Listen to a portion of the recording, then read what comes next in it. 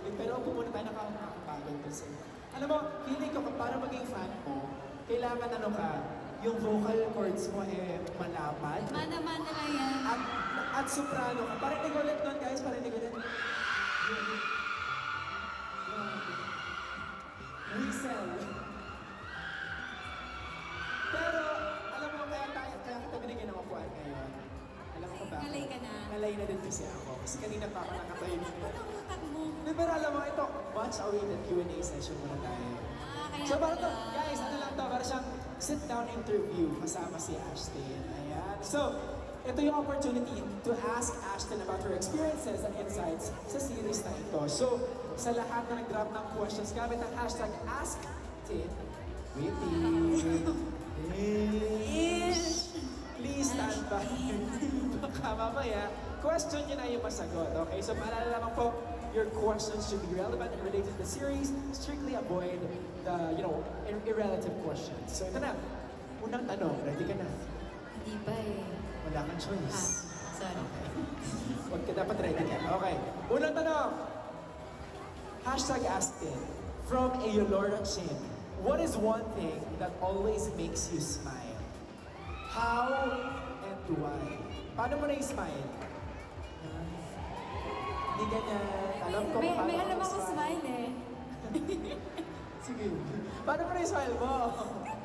Okay. So, ano yung reason? Siguro ngayon, happy ako pag may work ako. Oo, kasi I get to bond with you guys. Tapos, nare-remind ako ng mga support niya sa akin, yung pagmamahal na yung effort niya. Sino hindi mapapangiti doon? O, sige nga. Napapangiti na naman ako. Wrong crowd. Sinasabihan na ako sa Shiva. Next, kung may advice ka, ito para sa mga aspiring artists natin. Sa mga tao na nakakarap din mag-artista na katulad mo, ano yun at bakit? Ano yung advice na? Kasi I know matagal mo itong inintay itong moment. Advice ko siguro, be patient. Wait for your time. Ito yun. While you're waiting, you can focus on yourself. Oh, that's beautiful. So, habang wala pa yung time mo, parang mas... Kasi di ba we have our own time naman eh. Time mo naman, time ko, time ng iba mong friend, di ba? So, habang naghihintay ka, para hindi ka masyado ma-distract sa mga nakikita mo sa paligid mo, mag-focus ka sa sarili mo. Improve. That's true. Sa kaya add ko lang si Ashley, lagi mo siya na-share yung spotlight. Di ba may sarili kang spotlight, pero you still want to share it with the other people, with your friends. Kaya, mahusay ka talaga for that. Another question, Ashley, is from a fan. Di ba? Ang bilis ko doon. Ashley. Ayan, hello po. Hi. Ay, hello. Nasaan ka? Familiar ka. Ayun pala siya. Ano pangalan mo? Paano kilala kita? Ano pangalan mo? Say your name. Anong motibo mo? Sorry. Ano pangalan mo? Andrea. Andeng. Andeng. Ay, ba't huwag kayo mag-aaway? Sorry. Oh, Andeng. Anong katanungan mo kay Ashi? So, ayun kasi sobrang successful. Ask ko lang if, Sorry. Oh, sobrang successful mo daw. Tapos? Hindi naman. Oo naman. Ay, Ashi. so, question ko lang, if may regret ka ba sa life mo now? Wala.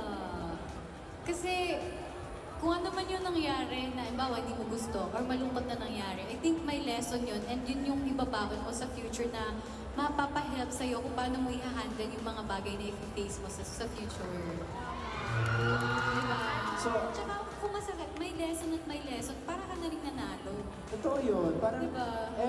parang yung bawat pagkatalo mo, hindi talaga siya talong-talo. Oo, pwedeng experience siya para kapag dumating na yung time mo, mas alam mo na kung paano i-handle yung hindi mo nakuha noon. Lesson learned. Yes. Podcast kaya tayo. Tama. Tama. Makikinig ba kayo? Okay, next question is from a fan here. Hello? What is your name po? Mariel po. Ariel. My question po is, if you were to work with Barbie Fortesa or Miss Marisol Soriano, what genre would you like? Genre? Siyempre, lalayo pa ba ako? Gusto ko drama. Grabe yung violent mo naman. Drama! With Miss Drama. Barbie and Miss Marisa. Drama.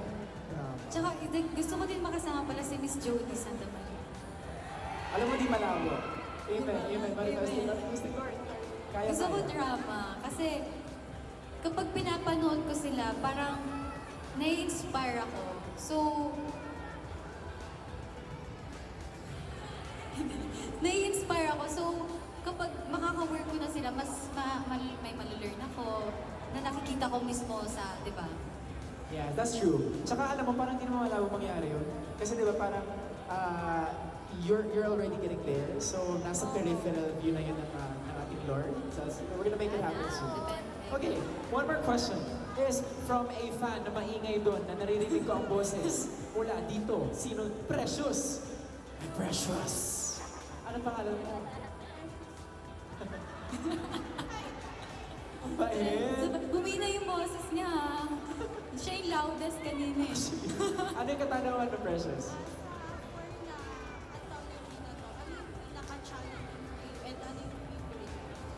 Ano po yung last? Pinaka-challenging at pinaka-favorite. Favorite?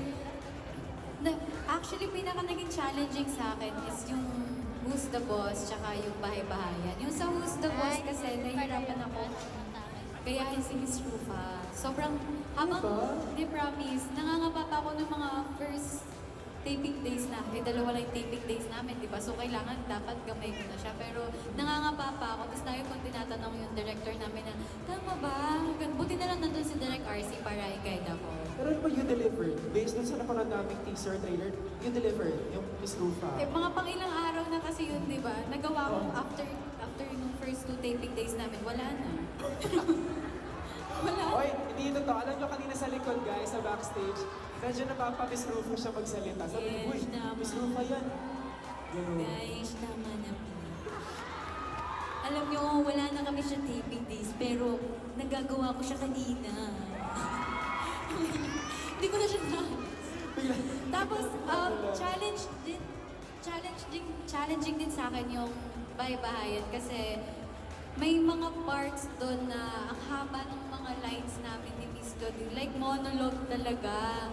Sobrang nakakakabay, nakakatakot. Pero buti na lang, meron kaming enough days para to prepare and to memorize. Favorite ko, Bahay-Bahayan. Bye-bye, yan. Yes, yung after nang binasa ko yung mga scripts, sabi ko, ay, Yun favorite talaga. ko to. Okay, abangan namin yan. Siya I'm din. excited for you, Thank Ash. Okay, another hashtag Astin is from an online user sa social media. Sabi niya dito, okay, it's from, ano to? Ayan, kaya ba yan? Ito. At love_x.chronicles. Wow. Okay, sabi niya, what message would you share with your fans, especially those in India, as you look back on your journey from being only Ashton to being the Ashton Olviga capital letters? Okay. Sorry. Start na yung, seconds. Ay, sorry. Hindi, ako, siguro masasabi ko lang sa mga supporters ko, lalo na sa mga international Yup. supporters din namin, na sobrang laking tulong na nagawa, hindi lang sa akin, kundi sa mutya. Stop! English now. Oh, I'm not prepared. Wow! Uy! Hindi, like, walang sawang pasasalamat talaga. Alam ko ulit-ulit na, pero yun talaga yung mabibigay ko, pasasalamat, and lagi ko nakikita yung efforts na binibigay nila para sa akin. Kasi, alam mo yung, parang hindi ko na lang naging pangarap to, parang naging pangarap na rin nila Para sa'yo. para sa akin. Ganda, no? And ang laking bagay na maraming tumutulong na maabot yung pangarap ko. Totoo yun. Parang, kumbaga, bayanihan sa Filipino trails. Oo. Yung parang, yung bahay kubo para madala siya sa isang lugar. Madaming Nakita mo Pilipino. yan? Oo, nakita ko yan. Naaral ko rin yun, naaral mo rin. Di ba, Classmate na tayo. Hindi, magkaiba tayo ng probinsya. Okay. Batangas ka din. Okay, Quezon. Oh. Anyway, tuloy tayo. Next question. Work tayo. Work tayo? Okay. Sorry Dito po. catch up, ha? Sorry po. Okay, next question. Is from Jessica K. Sabi niya, #Astin, which European country do you dream of visiting? Gusto ko sa Switzerland. Switzerland? Bakit dun? Actually, maganda nga naman talaga dun. Peaceful eh. malamig. Oo.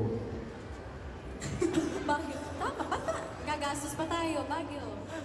Malapit-lapit. Oo, malapit-lapit. Okay. Pero hindi, parang pag nakikita ko kasi siya before sa social media, parang ang sarap sa mata. So, gusto ko mag-picture doon, gusto ko maglakad-lakad doon since mahilig ako maglakad. Doon maganda mag-walking suits. Diba? Oo. Totoo yun. Ay, nag-aaya Tara na. Tara na, after na show. Okay, you know what? I-add ba yun sa bucket list, but hindi yan imposible, hindi mo magawa soon. Pero this question is from another fan over here. Sino ba gusto magtanong? Dalawa. Ay, hi! Ano bang pangalan ninyo? Hello! What is your question for Ashton? Question ko lang is, during the shoot of Anthology, it was mentioned before dun sa specials mo na may times na nag-overlap yung shoot ng one episode to another. Was it hard for you to shift from one character to another when this happened? And may times ba na medyo nalilito ka which character you're portraying? Oh, lagot ka. Ang dami ng question. Tatlo ata yun. Sabi ko sa'yo, Ash. Patay. Oo, minsan sabay-sabay. Nagsasabay yung dalawang episodes. Pero hindi naman ako super nahirapan kasi yung... Hindi naman. Hindi kasi yung like parang yung pag-act ko, yung pag-portray ko nakadikit dun sa script. So hindi din ako masyado nalalayo. Siguro masasabi ko lang nahirapan talaga akong bumitaw kay Miss Rufa. Yun talaga like parang isang beses, nagkaroon ako ng fan meet sa Viva Cafe. Tapos napariyak ako sa diba? Napag shocks. Yun yung kalagitnaan na nag-shoot kami ng Who's the Boss. Doon ako nahirapan. Hanggang ngayon nga kasi kakasample nyo. Alam mo kanina din sa likod sa waiting area, napaparufa, napapamiss rufa. Kasi iconic ko talaga. alam. Oo. Ang galing din. Amen Pero talaga. yun po. Okay, another question is from another Thank you fan po. over here. Thank you so much. Sino po yan? Hello! Hi! Anong Hello pangalan po! ninyo? Hi, Miss Bess. Your question is? Air spot? You secretly want to play. Ano daw yung isang role na nakakatakot pero parang, gusto ko. Yun! Kita niyo po yung Miss Bess. Yun yung role na gusto. Siguro, yung mataray na role. Kasi feeling ko ang dami kong i-work on doon. Like, yung pronunciation ko ng English, yung pagtataray ko, yung mga pagiging sassy. I-work on ko pa nga lang eh. Ito talaga, sasampol ka kagad. Paano ako makukuha kung makikita pangit sa video? So yung parang yung parang alam mo yung Devil Wears Prada? Oo, yung mga ganun. Yung Meryl Streep doon. Or kagaya na sa... Example, ano yung reference mo? Sa mga K-drama, yung mga lady boss na... Oh. Yung mga sophisticated na ano. Kasi Boss lady. sobrang layo sa mga characters na ginagawa ko ngayon. Oo, actually. Diba? So yun yung siguro challenging for me. And I'm excited din kasi at the same time, makikita ko kung hanggang saan yung kakayanan ko at kung ano ba yung dapat kong i-improve.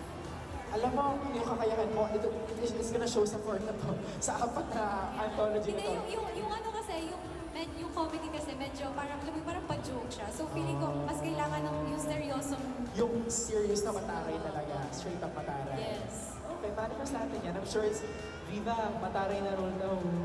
Ang kaya ko lang taray mang-irap eh. Isa pa ka. Wow! Oh, last na. Isa pa, last na. Oh, galing! Ay, meron pa ako. Oh, sige ba?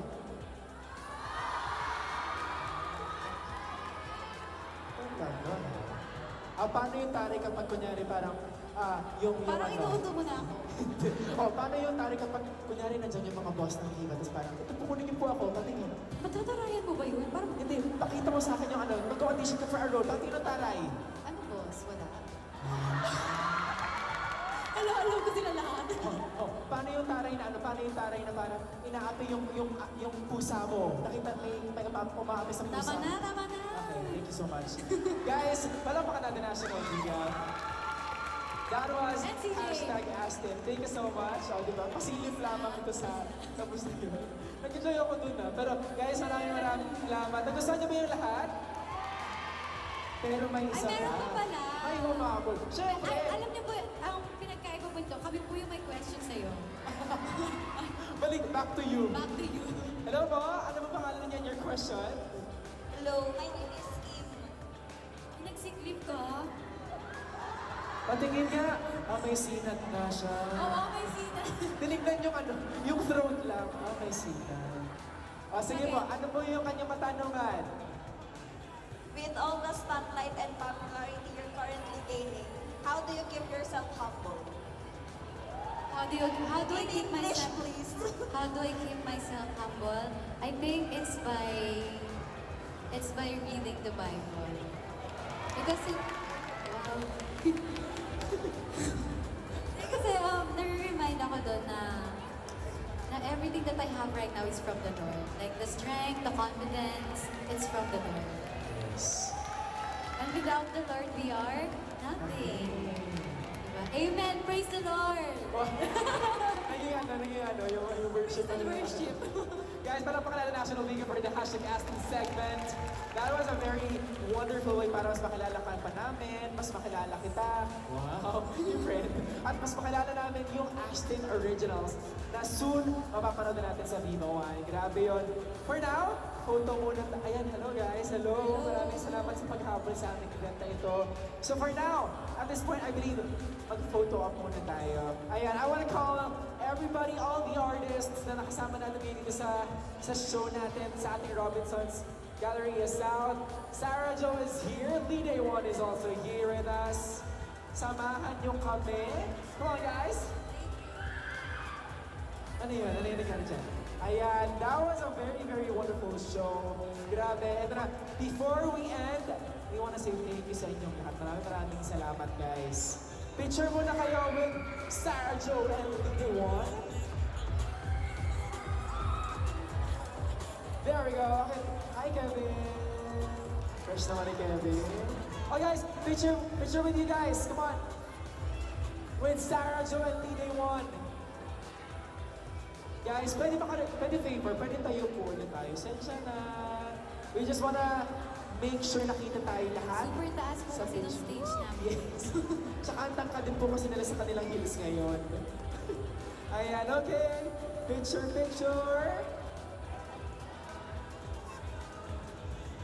1, 2, 3, one more time. 1, 2, 3, and smile. Boom, there we go. All right, there we go. Maraming salamat, Sergio.